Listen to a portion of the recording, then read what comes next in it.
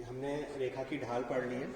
जब हमने रेखाओं की ढाल पढ़ ली तो हमारे पास कंडीशनें बन सकती हैं कि रेखाएं समांतर होती हैं या लंबवत होती हैं। और आपने कहा नहीं, जरूरी थोड़ी क्या है कि ये एक रेखा बनाई, ये दूसरी रेखा बनाई, तो जितनी चाहो उतनी मर्जी बढ़ा लो। ये रेखाएं कैसी बन रही, समांतर जैसी दिख रही। ऐसे बना दी, एक ये बना दी और दूसरी इस तरह से बना दी यहाँ, तो ये दोनों रेखाएं कैसी लग रही है आपको, लंबवत लग रही है। लेकिन अगर मैं ऐसे बना दूं, एक रेखा ये बना दूं और दूसरी रेखा ऐसे तिरछी बना दूं, तो ये तो क्या होगी, ना समांतर दिख रही है ना लंबवत दिख रही है। ये तो क्या है, किसी ना किसी कोण पर कट कर रही है, ठीक, किसी बिंदु पर कट कर रही है, सॉरी। और तो इनके बीच में जो कोण होगा वो किस तरह से कैलकुलेट होगा, ये तीन चीजें मैंने पढ़ ली है। ढाल पढ़ ली मैंने कहा ढाल को प्रवणता कहते हैं, अंग्रेजी में स्लोप कहते हैं, और नोटेशन क्या देते हैं, कहा था एम देते हैं। वहीं से आगे बढ़ता हूँ। अब ये दो रेखाएं हैं, मैंने कहा एक की प्रवणता m1 है और दूसरे की प्रवणता m2 है। अगर दोनों की प्रवणताएं एक जैसी हैं और प्रवणता थी क्या, समझो डायग्राम में, ये मैंने कोऑर्डिनेट एक्सिस बनाया, एक्स एक्सिस वाई एक्सिस, और मैंने एक रेखा ऐसे बना दी। अगर मैंने रेखा ये बनाई तो ढाल क्या होती थी, ये रेखा एक्स अक्ष की एक्स अक्ष से धनात्मक दिशा में कितने का कोण बना रही है। मान लीजिए मैंने कहा कितना कोण बना रही है, अल्फा का कोण बना रही है। अब दूसरी रेखा में समांतर की कंडीशन चेक करना चाह रहा हूं, तो समांतर समझता तो हूं क्या बात होती है। तो ये रेखा ऐसी है तो दूसरी इसके समांतर कुछ इस तरह से बना दी मैंने, ठीक। अब ये रेखा, अब इतना ज्योमेट्री से इतना कॉन्सेप्ट आप समझ रहे हो, ये अगर अल्फा है तो ये कोण भी कितना होगा, अल्फा हो, अगर समांतर है तो, ठीक। तो इस रेखा का ढाल, अगर मैंने इसके m1 कहा था, इसको m2 कहा था, तो इसका ढाल क्या आएगा, m बराबर, अगर कोण पता होता है तो 10 लगाते हैं, उसका भी तो अल्फा ही आ गया, तो m2 बराबर 10। तो आप देख लो दोनों बराबर तो आ गए, इसका मतलब समांतर की कंडीशन में क्या होता है, प्रवणताएं बराबर होती है। इतना सा समझो, ठीक है। क्यों हुआ वो समझ में आया, बहुत अच्छी बात। नहीं तो डायरेक्ट याद करो, दो रेखाएं समांतर होती हैं तो आपने उनकी प्रवणताओं को बराबर सिद्ध करना है या होती है, ठीक। अब लंबवत की कंडीशन यूज करता हूं। ये चित्र में बना रखा है, फिर से मैंने कहा एक की m1 प्रवणता, दूसरे की m2, कंडीशन क्या होगी। फिर मैंने कोऑर्डिनेट ज्योमेट्री के हिसाब से डायग्राम बनाया, मैंने कहा ये x अक्ष y अक्ष, और मैंने एक रेखा कुछ ऐसे बना दी। अब लंबवत बनानी है तो दूसरी कुछ ऐसे लगे कि इसके साथ क्या बने, 90 डिग्री का कोण। फिर प्रवणताओं के बारे में बात करते हैं, ये मैंने पहले खींची थी, मान लीजिए यहाँ से कितना कोण बनाती है, अल्फा का कोण बनाती है। अब इस बार ये इसके साथ लंबवत है, क्या कहते हैं, सेम कोण तो नहीं बनाएगी, कोई दूसरा कोण बनाएगी। मान लीजिए मैंने कहा कितना कोण बनाती है, बीटा का। अगर मैं कह रहा हूँ ये अल्फा का बनाती है, ये बीटा का बनाती है, और इसकी प्रवणता को m1 कह रहा हूँ, इसकी प्रवणता को m2, तो आप समझ गए कि m1 बराबर 10 अल्फा लिखना चाहिए और m2 बराबर 10 बीटा लिखना चाहिए। अब कैसे इन दोनों में संबंध निकले, अब देखो ये दोनों रेखाएं लंबवत थी तो ये कोण कितने हैं, 90 है ना, 90। ये 90 तो ये अंदर वाला भी कितना, 90, ठीक। और ये क्या है, इस त्रिभुज के हिसाब से अगर बात करो तो बीटा बहिष्कोण है। आपने पढ़ रखा है बहिष्कोण शेष दो अंतः कोणों के योग के बराबर होता है। तो इसका मतलब बीटा किसके बराबर हो गया, 90 प्लस अल्फा के बराबर। तो m2 का सूत्र क्या बन गया, tan ऑफ बीटा, जहां लिखा था उसकी जगह आप 90 प्लस अल्फा लिखो। और आप जानते हो 90 के साथ कैलकुलेशन करते वक्त ट्रिग्नोमेट्रिक रेशियो अपने को में चले जाते हैं। 10 है तो अपने को का कॉट टेंजेंट बोलो या कॉट बोलते हैं शॉर्ट में, कॉट अल्फा। सेकंड क्वाड्रेंट में जाएगा 90 प्लस करेंगे, और सेकंड क्वाड्रेंट में साइन प्लस होता है या उसका रेसिप्रोकल कॉसेक प्लस, बाकी सारे नेगेटिव। इसका मतलब ये नेगेटिव का है m2। अब मेरा कनेक्शन 10 अल्फा का, यहाँ माइनस कॉट अल्फा है, मैं इसको ऐसे लिख दूं 1/10 अल्फा।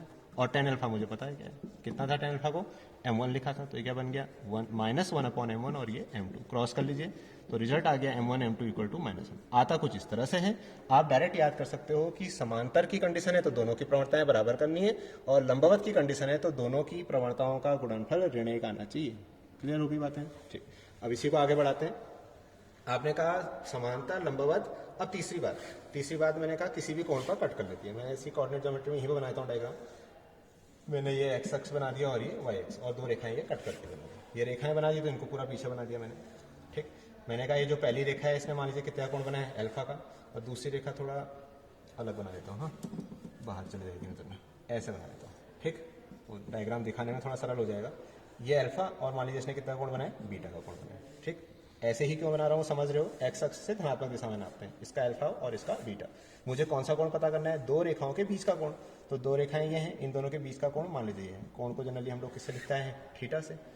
तो इस रेखा की प्रवणता जो पहले लिखी, जिसका कोण अल्फा बना है, इसकी प्रवणता को अगर मैं m1 कह रहा हूँ और एंगल मैंने अल्फा माना तो 10 अल्फा, और दूसरी का कोण मैंने बीटा माना और इसकी प्रवणता को मैंने m2 कहा, तो m2 बराबर कितना, 10 बीटा। अब ये निकालना है अल्फा बीटा, मुझे दिए होते या जो भी चीज है। अब ये देखिए फिर से ये एक त्रिभुज बना, ये थीटा है, तो इसका शीर्षाभिमुख कोण की वजह से ये भी कितने का, थीटा का। तो ये क्या बना, फिर से एक त्रिभुज में फिर से बहिष्कोण शेष दो अंतः कोणों के योग के बराबर होता है। मुझे क्या फाइंड आउट करना है, दो रेखाओं के बीच का कोण देते हैं, थीटा निकालना है, तो थीटा क्या बन जाएगा, बीटा माइनस अल्फा। ठीक हो गया।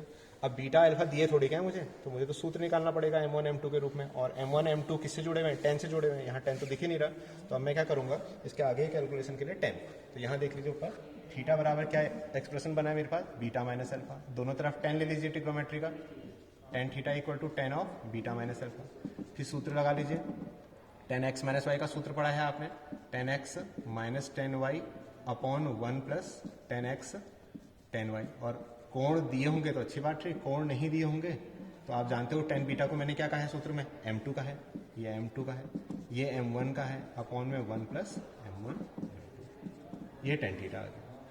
ठीक, फिर वही बात आप कहोगे सर इसी को m1 इसको m2 क्यों कहना है, मैं इसको m1 इसको m2 कहता हूँ, तो ये चीज m2 माइनस m1 भी हो सकती है और m1 माइनस m2 भी। दोनों रिजल्टों से बचना अगर मैं चाह रहा हूँ तो मैं सीधे इस फॉर्मूले में क्या लगा देता हूँ, मॉड लगा देता हूँ। ठीक, मॉड लगाऊंगा तो हमेशा रिजल्ट कैसा आएगा, पॉजिटिव आएगा।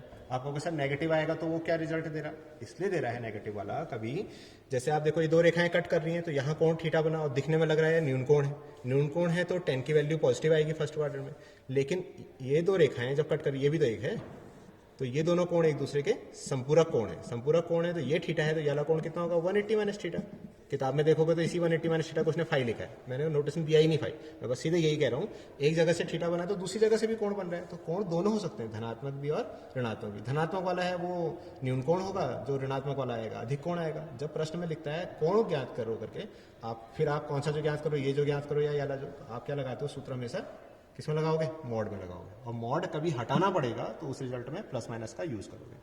तो ये एक चीज ये याद करनी है, समझ में आई है, अच्छी बात है, नहीं आई है तो एक सूत्र ये याद कीजिए, एक समांतर की कंडीशन याद कीजिए m1 बराबर m2, और एक लंबवत की कंडीशन याद कीजिए m1 m2 बराबर -1। चलिए अभी तक जो डेरिवेशन से बताया उनको समराइज करके लिख दिया है, आप इनको नोट कर लेंगे तो अच्छा रहेगा आप लोग के लिए। किताब में भी लिखी है बातें लेकिन थोड़ा जल्दी समझ में आएंगी यहाँ।